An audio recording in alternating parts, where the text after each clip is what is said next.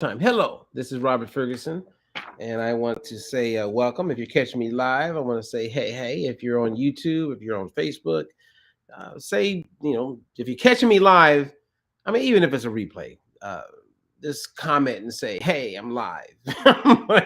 Or catching you live, or like, hey, what's up, Robert? Or just let me know, because this is a impromptu sharing.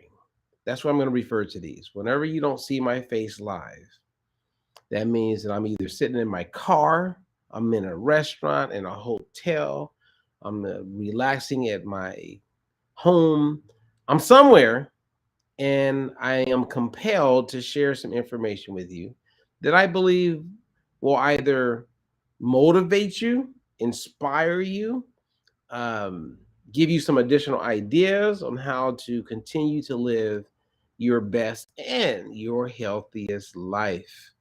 Um, Now, for those of you who are new to me, I am a nutritionist, I am a researcher, I am a best selling author, and I'm someone who cares, and that's why I share. And my goal is to get the information out there. And today I want to talk a little bit about how you can crush your cravings, because so many people, when they want to lose weight, they diet, right? And I'm anti-diet, right? So we're diet-free life. That's why there's a brand, Diet-Free Life. Says everything that we do. It also includes the promise, diet-free life. The goal is to get a person to eat in a way where they can not only lose weight, but let's say they can improve their cholesterol, improve their blood pressure, improve their fasting glucose, hemoglobin A1C, improve all of their markers, all of their numbers, so they can live their best and healthiest life. When I say best and healthiest life, what I'm also including in that is how I like to eat. And most people I meet like to eat. It's fun to be able to eat these amazing foods that are available to us today. However, you want to be wise about it, and you want to be able to navigate through all of the misinformation that's out there so that you can continue to enjoy, right, the fun parts of eating good food, but yet at the same time get to where you want to be. And if you listen to anything that I talk about on a regular basis, you will quickly discover that I get it. I mean, I was introduced to this stuff in 1995, and I say that because it does actually help. It says a lot. And I've been extremely successful at helping people get off all types of medications, reverse their type 2 diabetes.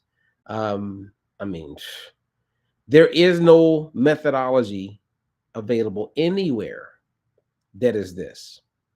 Now, we have coaches that are out there that have been trained and I work with, and empower them to do the same. And so we have a system, we have like a universal way of helping people. And I'm thankful, and I believe that this will live on even when I'm no longer here, because the goal is to create that type of legacy. And with the coaches that I work with, and I have a good group of new coaches. Whoa, some of you new coaches are hearing this. I am so excited to have you on board, because you guys naturally have critical thinking, and you have an experience and background that just makes what we're going to achieve so much greater. It's like we have a collaboration. Sometimes I get coaches that want to compete with me, which is the weirdest, oddest thing. It's like, why are you competing with me when I created a methodology, trained you on a methodology, and now I mean, what's the point there? So it's you see this same type of challenge, I guess, bureaucracy when you work with corporations. Like, I'm talking to this company right now, and as I'm working with them, they specialize primarily with Medicare members, and they are a leader in this space, but they don't know shit when it comes to really helping people. I'm just being blunt, and they can catch this and hear this, but they don't. And so I've opened their eyes, which they've embraced, because everything that I put out there is evidence based, is clinically proven. You cannot fight it. I've done it too long, and I have two evidence based clinical studies that support everything I'm saying. You can't argue what I'm saying. You could disagree and maybe have a strong opinion, but The way I help people reverse their type 2 diabetes, lower their cholesterol, get off blood pressure medication, lose weight, establish a life. No one can, there is no competition. There is no competition. Okay. Like people who know me, don't let that get in the way, right? It's kind of like, and I'm gonna use Jesus as an example here. The people who knew Jesus growing up had a hard time embracing what Jesus brought to the table. And so they didn't get it because they allowed their closeness to interfere with what he was bringing, what he was making available, and it clouded their ability to see it for what it was. I've been at this so long and have gotten so good at it that I run into people all the time that I know, and they've known me since I've been in this, and they ain't never asked for help, and I'm looking at them and they need help. But sometimes when people know you best, like your family, they have a hard time embracing what you bring to the table. I know somebody's got an amen when it comes to this. It's just the way it is. When people get close, and I even experience this with coaches and people that I work with and clients, sometimes they get close, you let them get in that inner circle, and then your value goes down, right? You see this with a lot of relationships also, right? People see the value in someone before they become married or boyfriend and girlfriend. They see the value, then they get really close, then they don't see the value anymore. And they don't appreciate and respect the value anymore. And the relationship is not the same. And the goal is to like get to a place where you see the value, you embrace the value. And even when it's not as exciting because it's not new, you acknowledge the value on a regular. And if men, I'm talking to men right now, did this with their ladies, and trust me, I'm flawed. I got my own challenges and problems. I have definitely made some mistakes when it comes to this in the past. However, when I make a mistake, I can learn from it. And the good news is that as I meet someone and embrace someone, they're going to be getting the best of all that life has taught me. And I believe we can do the same thing as it pertains to food. Okay, so I'm going to share with you right now how to crush cravings.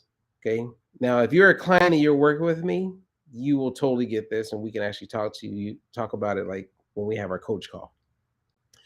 But if you're not, then just really pay attention, take notes, and if you're familiar with the Diet for Your Life methodology, whether you did Food Lovers years ago or you did Diet for Your Life at one point, or you work with me in the past, you can benefit from what I'm about to share with you because it's scientifically proven 100%.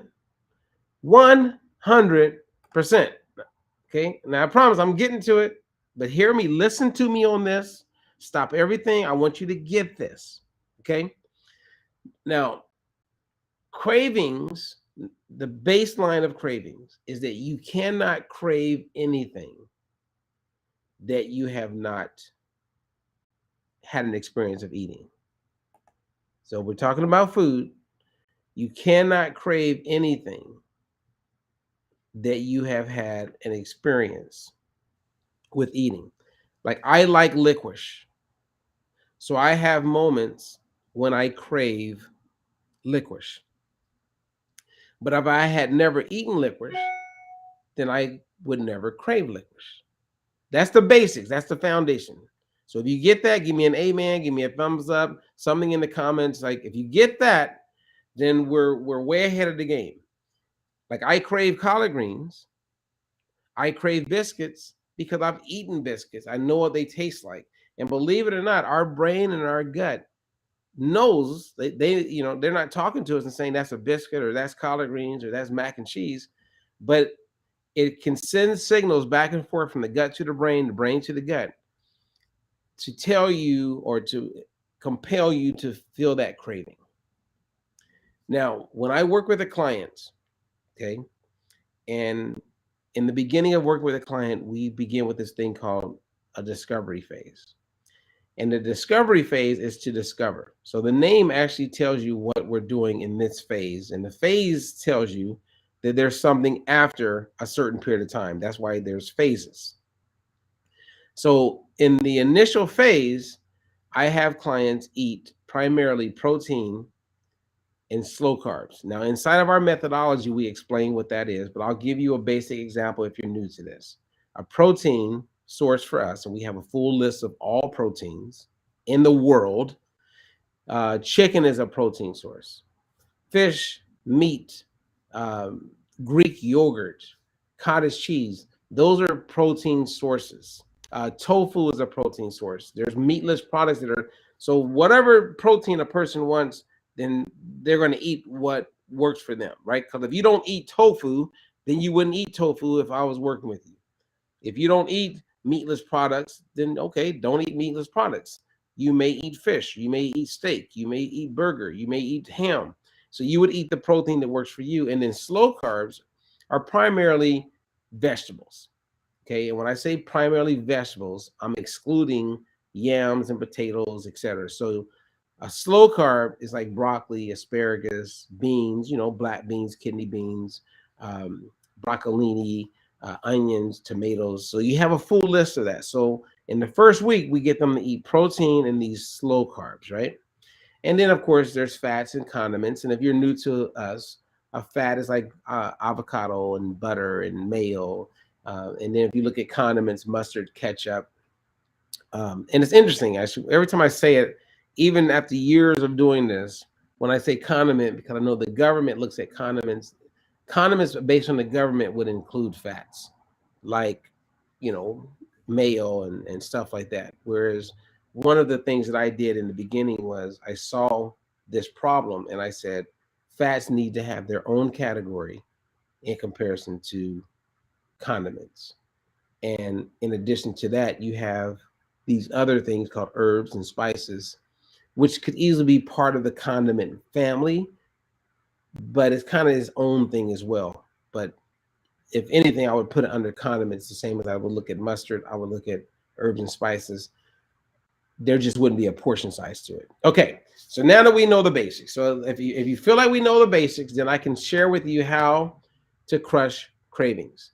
If you are listening to me, I'm going to tell you exactly how to crush cravings. Now, internally, we have this report that's going to be available by the end of this month. And right now I'm doing this live on May 7th, 2022. So if it's June 1st, 2022, just go to the website dietfreelife.com if you're catching this replay and there's that much time has gone by, and you will see that we have a whole bunch of cool stuff available to you. And you'll see this thing called a carb threshold report. Now, a carb threshold report is something that right now we make available with clients that we work with.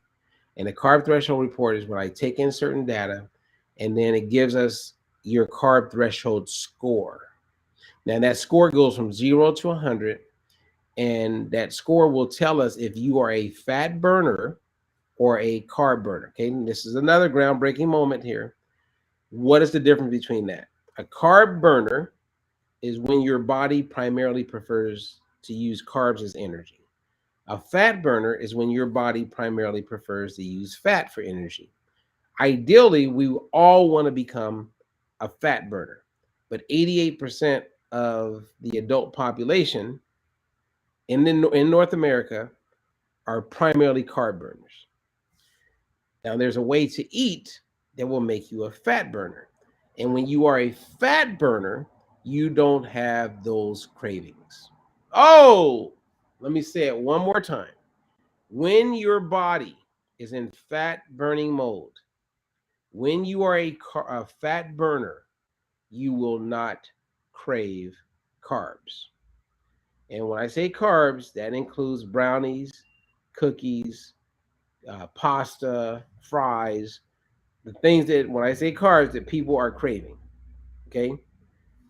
When you are a carb burner, the cravings are crazy. When you're a fat burner, you're like, man, I haven't been craving. So, for instance, one of my clients, and this is something new that I've actually added. So, if you've been working with me, if you're a client, one of the things that I'm getting people to understand after that first week of eating primarily protein and slow carbs is that they don't crave. When you're eating primarily protein and slow carbs as your meals, you are a fat burner. Even though biologically you're a carb burner, because of the way you're eating, it shifts you into becoming and being a fat burner. You with me? Now, once you've been a fat burner and you're not craving, what happens is we start to integrate fast carbs. And as you integrate fast carbs, a lot of these people start to crave carbs. And then it starts to get difficult because they're biologically a carb burner. They're a fat burner based on the way we were eating. But as soon as they bring in some carbs, some fast carbs, they find themselves craving.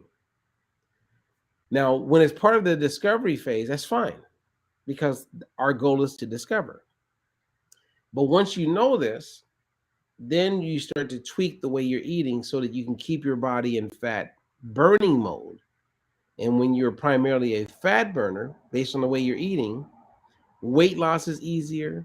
Many things are better. I mean, I can't tell you how many people through this process had a lot of migraines and now they don't have migraines. Had hypertension, now they don't have hypertension. But once you discover it and you tap in, because there's a transitional period that's different from the transformation. So transition is where you're either going to tap into major success, temporary success, or total disaster because you're transitioning. The transformation is what people on Facebook and social media is what everybody's sharing. They're sharing like what happened with someone, but they're not telling you the story of how they got there.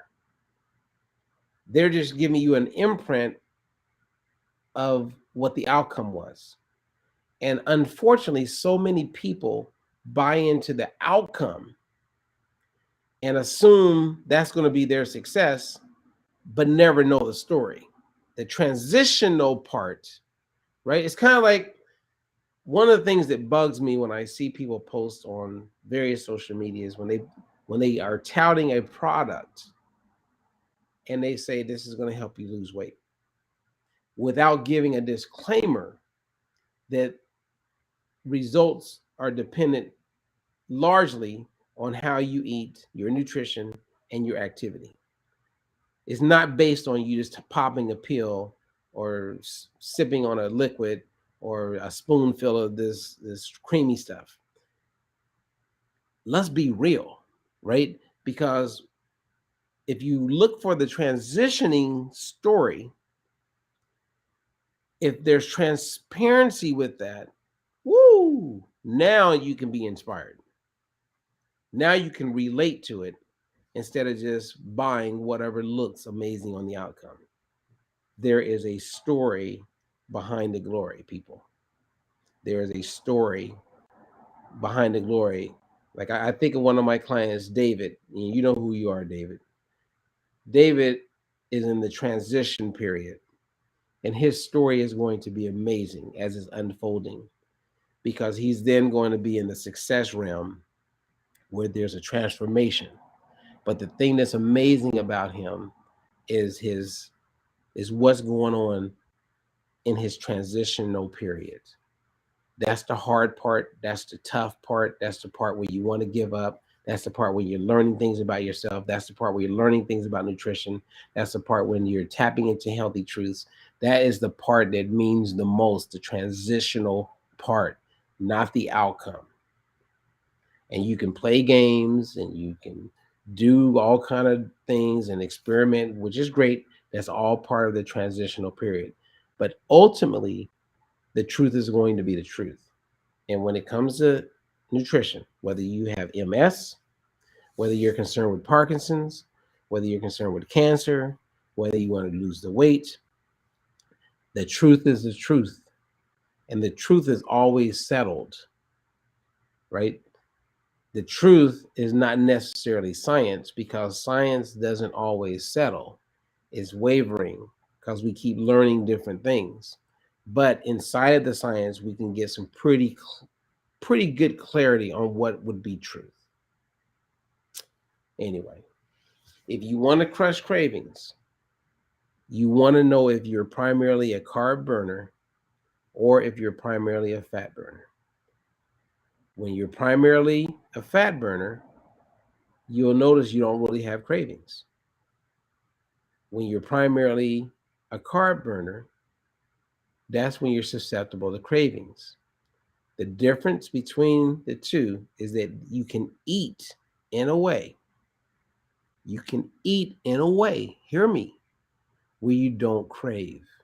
If you don't know how to eat in a way where you don't have cravings, you better ask somebody. That's what we said in the 80s, right? It's like, there is no reason to struggle. There is no reason to guess. There's no reason to get in your own way. Reach out to me, whether you work with me directly or I connect you with a coach. We can help with that. And you're not going to find this anywhere else. This is it. No one is doing this. No one. And if someone is doing it and it's not coming directly from me, trust me, they were trained and they know the Diet for Life methodology. That's the truth. I mean, the Diet for Life methodology didn't just show up. And that's why, I love it when I meet coaches that are so respectful and they acknowledge and share, even with their clients. They're not insecure, where they can share with them the Diet for Life methodology and some of its background, lineage, and history, etc. Because a lot of work has gone into this to get it to where it is. And now I'm about to take it to the mainstream in a big way. Trust me, in a big way. And I'm going to also make this possible for clients, uh, friends, family members, supporters to be a part of the next big step of what I'm about to do with Diet for Life. I had some things on hold because I was hoping certain things worked out with certain people, but forget all that. It's time to move forward and to make it happen. And the train is moving. But as part of this train moving, I'm definitely going to enact a new ambassador program, as well as we're going to be bringing on more coaches. But the ambassador program makes it possible for you or anyone who's just a customer or someone who's on the standby or who just loves the fact that we share the truth with people to get involved. And getting involved, and you can literally make some additional money just by letting people know about what we do. I mean, I have an endocrinologist right now who is sending me clients left and right because she's seen 3 of her patients come in and significantly improve their overall health. And when I say overall health, specifically, we're talking about type 2 diabetes. They went to her initially as a type 2 diabetic, and now they're not. When you're a clinician and you experience that and you see that, and then you look at the thousands of people that you have coming in that are getting worse, but yet these 3 that have this connected relationship with this program are experiencing this amazing quality of life, this upgrade, you would have to be a total jerk asshole to not want your other 1,000 that their quality of life is getting worse. You would have to be a total jerk to not let them know about it. A total jerk. Now, there's a lot of jerks on the internet. There's a lot of jerks who are aware of my work because they don't even tell their mama about what we do. They're aware of it, but they would rather sell a product than to sell them the truth and an opportunity to learn how to eat, to learn how to have a lifestyle that supports quality and not one that is slowly diminishing their overall health. And there's a whole bunch of them out there, and some of them are listening, they catch me. A whole bunch of them that are they would rather sell a product than to sell and share the truth. I see that all the time. It's not just with one company. I just see it, and I get it because they want to make money. And that's why they always say, if you really want to understand something, follow the money, right? You follow the money, you see how the pharmaceutical companies are making tons of money. You follow the money, you see how the supplement industry is making a ton of money. You follow the money, you see how individuals are making a ton of money, not selling you what's really going to help you, but selling you what helps them. And I'll end on this because I was working with this company a few years back, and I'll never forget their chief marketing officer loved the Diet Free Life methodology, but he had one problem. And I remember looking at him. I said, and however the conversation was going, I go, what do you mean? And I remember him saying, well, hell, if we give people this program, then we're not going to sell as many products. Did you hear what I just said? He said, and a whole bunch of people in the room that don't give a shit about people. They just cared about the numbers and how much money they were making. He literally said, the problem with this program, Robert, or your program, is that it's going to like interfere with our sales. We're not going to sell as many products. Now we'll help more people, but we won't sell as many products. And I was like, wow. I was blown away that he just said that publicly in front of everybody. everybody in the room. And I go, well, I hear what you're saying, but that's not necessarily true. I said, we know that vitamin C has been helpful in the form of a supplement in helping people big time. We know conclusively, right, with vitamin C, vitamin D, zinc. So we know that supplements do help. It's just a matter of how you deliver the information to people. Don't sell supplements as the end all be all, but sell supplements based on its name, how it's categorized. It's a supplement. So if it's a supplement, what is it supplementing for?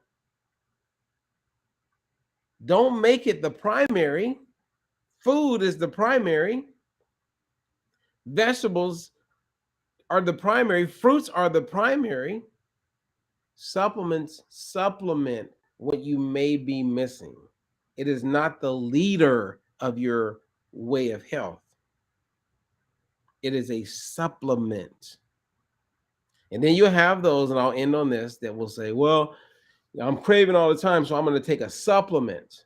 Oh my God. Think about that. You want to supplement with something that promises to cut your cravings, when I just explained how to eat so you don't crave. If you start counting on medications, if you start counting on supplements to fix and be the primary, it will work for a short period of time for many people, but then the outcome is not good. It's never good.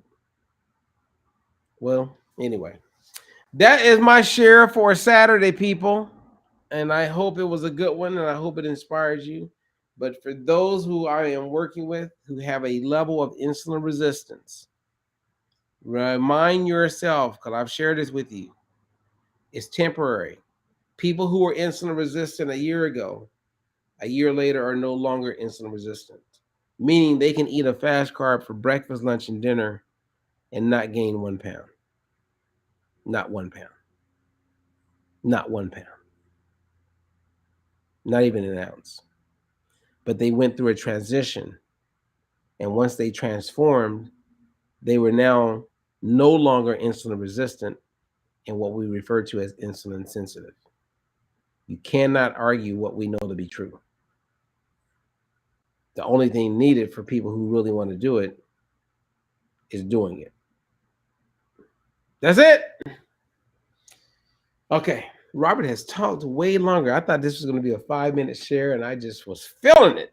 I think because I'm pumped and I'm motivated. I'm making a lot of progress with things that I'm working on right now. I am very, very excited for a lot of reasons, which I will share more and more. I am so excited. I'm pumped, man. I'm pumped. I'm feeling it. Anyway. All right. Big shout out, G Money. Thinking about you. Keep it real with love and grace.